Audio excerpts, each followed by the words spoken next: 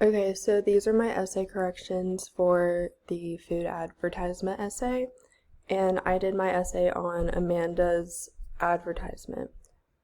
So the first thing I did to my essay was I indented all of my paragraphs and separated them by topic because before it was very unorganized. So by indenting paragraphs and separating them by topic, it makes it look more organized and easier to read.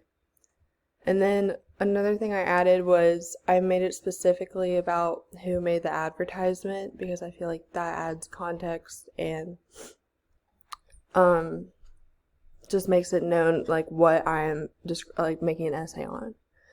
And then right here I added the poster creates an image of a nice day at a picnic in the woven basket and Gangnam style cloth shows an appeal to tradition. So I wanted to appeal to tradition, but I added that highlighted part right here to create imagery, and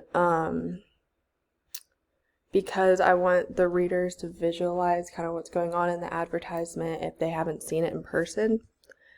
And I also was first used in the 17th century to show it has a lot of history because it has been around for so long. And it is considered traditional among families because it has been used throughout generations. That goes back to the 17th century. It shows history and how long it has been around. And then enjoying a nice picnic with family is uncommon because of technology. However, the poster appeals to the people who still enjoy those family gatherings. So this is showing kind of the target audience is those people that enjoy picnics and the people that are more closely bonded with their families and not too focused on their technology.